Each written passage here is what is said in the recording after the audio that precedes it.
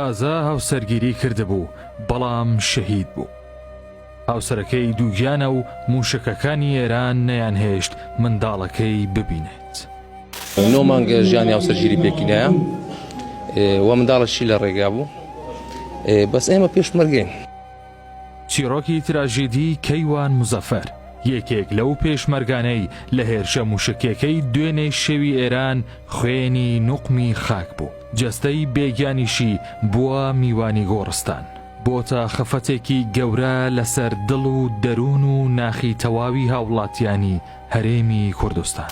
لە تەنیژ مەڵەم سەفا بارزانیە باوکی شەهید کەیوانە کە لە ساڵی 2014 لە هێرشێکی دڕندانەی چەکدارانی داعش بە سەختی بریندار دەبێت و نیوەی جەستەی لەدەست دەدات.